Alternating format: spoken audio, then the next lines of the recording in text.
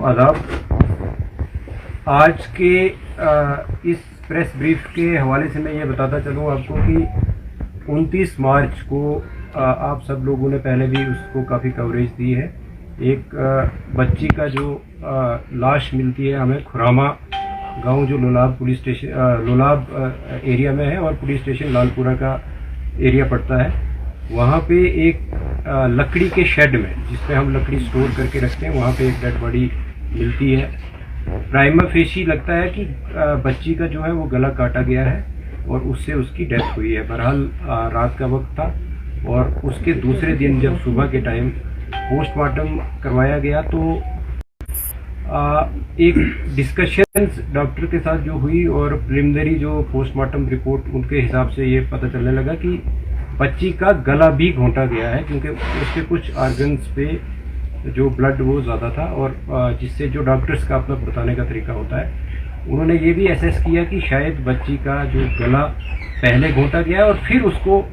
उसके जो गर्दन पे है वो छुरी चलाई गई है या कोई तेज नोक की जो भी चीज जिससे गला काटा गया है। बहरहाल इसी के चलते जो वजूहात थी जैसे लगता था कि जहाँ डेड बॉडी पड़ी हुई है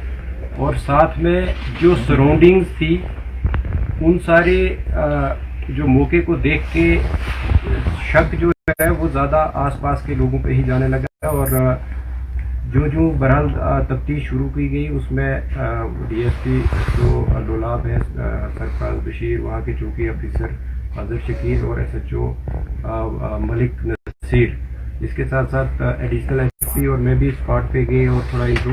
इंट्रोगेशन में भी ज्वाइनिंग हुई और कुछ सस्पेक्ट जो हमने उस पर जीरोइंग की तो उनमें फैमिली ही सस्पेक्ट आने लगी क्योंकि जब फैमिली को क्रॉस चेक किया गया कि वो किस सीक्वेंस में लड़की जो है वो रूपवोश हुई थी और किस सीक्वेंस में मिली तो उसमें जीरोइंग जो हुई वो फैमिली पे ही हुई। बहरहाल जब फैमिली में भी सेपरेट इन्वेस्टिगेशन चलने लगी, इंक्वायरी चलने लगी तो लड़की का बाप जिसका नाम मोहम्मद इकबाल खटाना है वो हमारा प्राइम सस्पेक्ट लेके उसमें तफ्तीश में आने लगा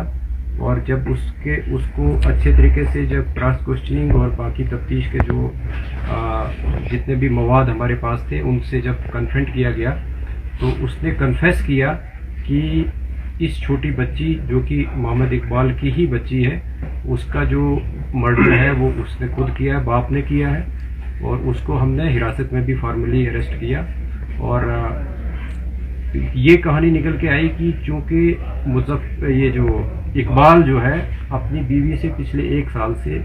इनके बीच जो काफ़ी पर्सनल इश्यूज़ को लेके लड़ाई होती रहती थी, मैं तो भी होता रहता था, इवन फिजिकल असॉल्ट भी होता रहता था। इसी शाम को जब 29 तारीख को जब इकबाल चूँकि पेशे से एक ड्राइवर है, गाड़ी चलाता है सुमो, वो घर लगभग 4:15 बजे के करीब जब घर आया उसके बाद उसने जो शाम के लिए जैसे गांव में होता है कि लकड़ी काटी जाती या दूसरे कोई और डोमेस्टिक काम जो है वो किए और जब 6 बजे के आसपास काम खत्म करके फिर अपने घर में पहुंचा तो बीवी के साथ दोबारा से उसका क्योंकि उस सुबह भी उसका झगड़ा हुआ था और शाम को फिर से उसका काफ़ी लड़ाई हुई, आपस में बहस मुहावसा हुआ और इवन की उसकी वाइफ ने इसको स्लैप भी किया। तो इसी बीच में वो जो एंगर जो है उसका वो अनकंट्रोल्ड एंगर जो आया, उसने चाहा कि वो अपने आप को मर्डर करता, बट वो एक नाइफ लेके वहाँ से निकलने की उसने ये बहाना किया कि मैं अपने गाड़ी का जो टायर है वो पंचर हुआ है और उसको पंचर को मैं ठीक करवाऊँगा। तो वो वहाँ से अपने घर से निकलता है जिसको जाते वक्त उसके ब्रदर शौकत जिनका नाम है, इसकी वाइफ, उसके चाचा, वो सारे लोग उसको देखते हैं और उसका कजिन जो है वो देखते हैं कि वो घर से निकल रहा है और छोटी बच्ची उसके पीछे चल रही है और वो इतने में बच्ची जो है उससे कुछ पैसे 5 रुपये मांगती है तो वो उसको 10 रुपये देता है, बट वो पीछे नहीं देखता है और बच्ची उसको फॉलो करती है, जिसको काफ़ी और भी हमारे पास गवाह हैं जिन्होंने उसको बच्ची को फॉलो करते हुए देखा और वो गाड़ी में ही बच्ची जो है इकबाल के साथ बैठ गई। इसके बाद वो हार्डन की तरफ आया और फिर उसके बाद सीवर की तरफ, खुरामा की तरफ आया और जहाँ पे गाड़ी में ही, क्योंकि उसके बाद इफ्तारी का भी वक्त था और गाड़ी उसने एक आइसोलेटेड प्लेस पे लगाई जब देखा कि लोग जो है वो क्योंकि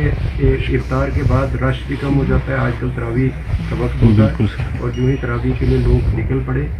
तो उसने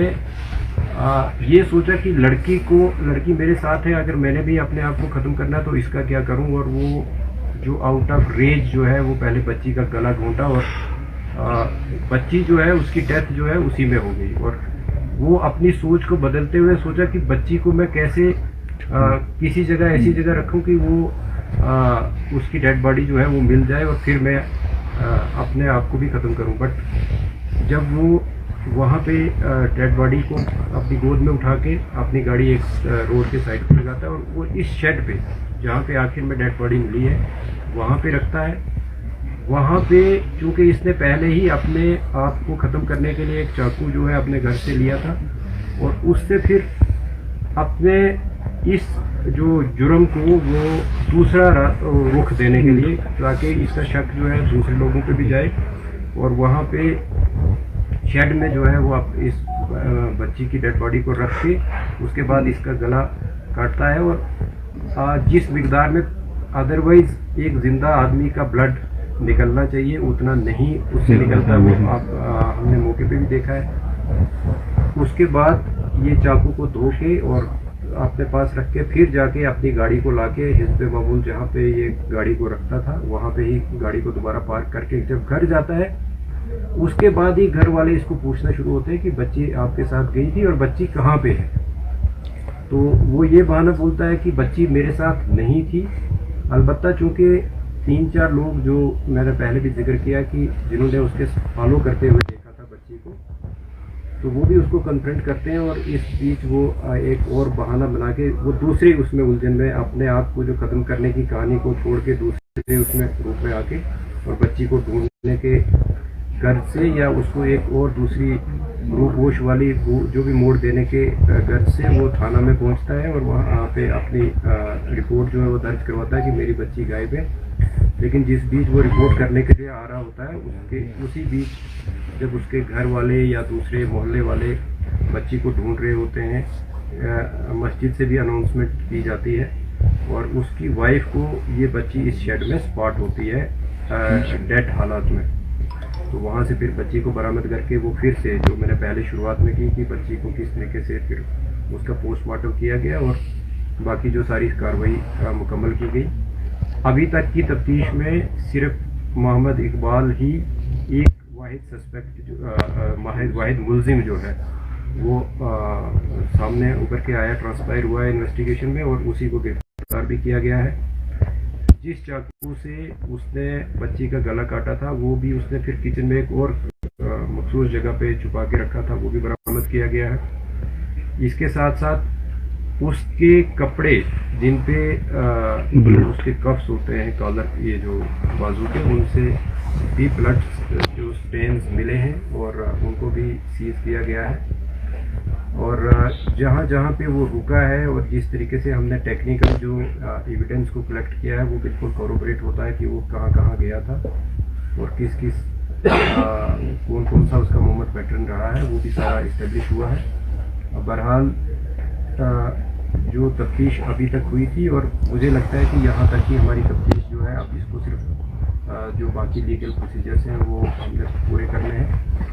जो इकबाल है उसको गिरफ्तार किया गया है। सर, इस साजिश में और कोई अरेस्ट हो सकता है? क्योंकि जिस तरह से डोमेस्टिक वायलेंस थी तो मियाँ बीवी के दरमियान। नहीं, देखिए, मियाँ बीवी की लड़ाई जो है वो मुझे लगता है थोड़ी और लोग जो बड़े लेवल की लोग जो हर जगह होती है। बहरहाल